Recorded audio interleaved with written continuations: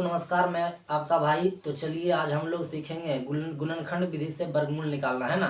तो आइए देखते हैं किस प्रकार से हम लोग गुणनखंड विधि से वर्गमूल निकालते हैं ना। तो चलिए देखिए, आपको पहला क्वेश्चन कह रहा कि 144 है। तो 144 को आप सबसे पहले क्या कीजिएगा कि अभाज्य गुणनखंड विधि से इसे गुणनखंड कर दीजिएगा, है ना। देखिए ये 144 है। 144 को लगा दीजिए दो बार में, तो ये हो जाएगा 7 दूना 14, 2 दूना का 4, है ना।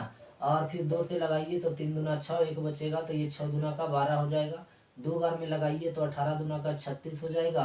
और 2 बार में 9 दूना का 18, और 3 लगेगा, 3 से 3 तिया का 9, और 3 इकाई क्या हो गया, तो 3 हो गया, है ना। तो चलिए अब इस प्रकार से आप अभाज्य गुणनखंड कर देंगे।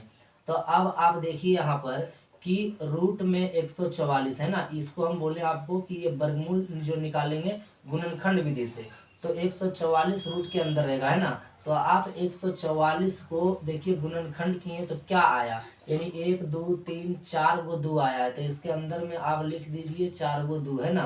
और देखिए 3 के गो आया है तो 2 गो आया है, तो 2 गो लिख दीजिएगा रूट में। अब क्या कीजिएगा कि रूट से बाहर निकालिए। रूट से बाहर उस संख्या को निकालिएगा जो अंदर में 2 गो रहेगा, यानी जोड़ा रहेगा, है ना। तब बाहर 1 निकलेगा। बताइए 2 यहाँ 2 गो है तो 1 निकला, यहाँ भी 2 गो है तो 1 निकला, और यहाँ 3 देखिए 2 गो है तो 1 निकला, है ना।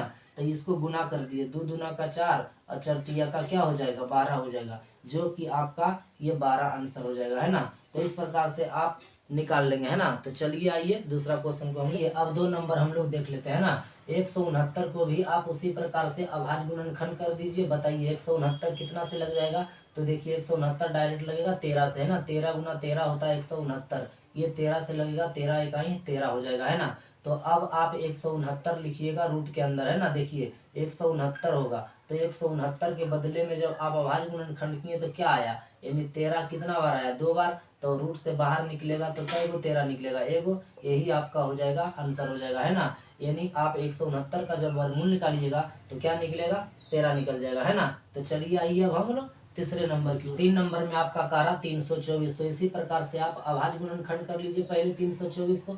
बताइए 2 बार में लगेगा 16 दूना 32, 2 दूना का 4, 2 बार में लगेगा 8 दूना का 16, और ये 1 दूना का 2 हो जाएगा, है ना। ये देखिए 3 से लग जाएगा, यानी 27 तिया का 81, और 3 से लग जाएगा 9 तिया का 27, 3 से लग जाएगा 3 तिया का 9, और 3 से लगेगा 3 इकाई 3। बताइए जल्दी से आप देखिए 324 लिखिएगा रूट के अंदर, है ना। और इसके बदले में क्या निकला है, आप ध्यान से देखिए। इसके बदले में जो गुणनखंड आया है, कई गो 2 है तो 2 गो, और 3 कई गो है जी, तो आपका देखिए यानी 4 गो है, गिनती कर लीजिए आप।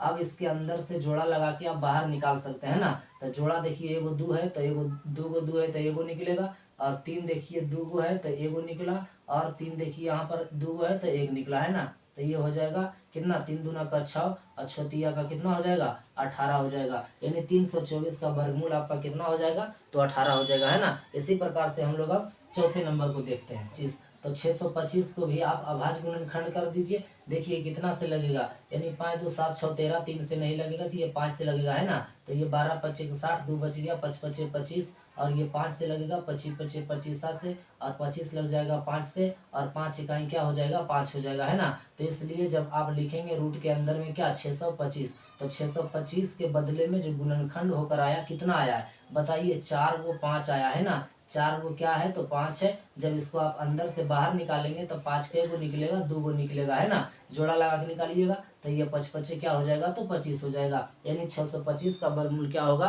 तो 25 हो जाएगा, है ना। तो चलिए अब देखिए अब कितना 5 नंबर है ना। 900 को अभाज्य गुणनखंड करेंगे, 2 बार में लग जाएगा, यानी 450 हो जाएगा। 2 बार में लगाइएगा, 2 दूना 4, 2 दूना 4, 5 दूना का 10 होगा, और 5 2 7 2 9 हो गया, तो 3 से लग जाएगा, 7 तिया 21, और देखिए यहाँ बच गया क्या जी, 1 बच गया 15, तो 5 तिया का 15, 3 से लग जाएगा 25 तिया का 75, 5 से लग जाएगा 5 5 25, 5 से लगेगा 5 इकाई 5, है ना। अब देखिए आप इसके अंदर में लिखिएगा क्या, रूट में, यानी 900 लिखेंगे, है ना। और 900 को जब आप अभाज्य गुणनखंड किए तो क्या आया, देखिए 2 गो 2 आया है आपको, है ना। और 3 भी आपको 2 गो आया है, और 5 भी आपको 2 गो आया। तो अंदर से जोड़ा लगाकर बाहर निकालिएगा, है ना। देखिए जिसका जोड़ा लगेगा वही बाहर निकलेगा। तो बताइए अब आप इसे गुना कर दिए, 3 दूना 6, 6 25 30, यानी 900 का वर्गमूल जो निकलेगा वह कितना निकलेगा, तो ये 30 हो जाएगा आपका, है ना। तो चलिए अब आप देखिए लास्ट यानी 6 नंबर को सीख लीजिए। यानी 1024 है ना, 1024 को लगाइएगा 2 बार में, तो 5 दूना का 10 होगा और 2 एकाई 2 होगा, 2 दूना 4 हो जाएगा, है ना। 2 बार में लगाएंगे 2 दूना 4 होगा, 1 बच गया, 5 दूना का 10, 1 बच गया, तो ये 6 दूना का 12 हो जाएगा, है ना। 2 बार में लगाइएगा 12 दूना 24, 1 बचा तो 8 दूना का 16। 2 बार में लगाएंगे 6 दूना 12, 4 दूना ये 8 हो जाएगा।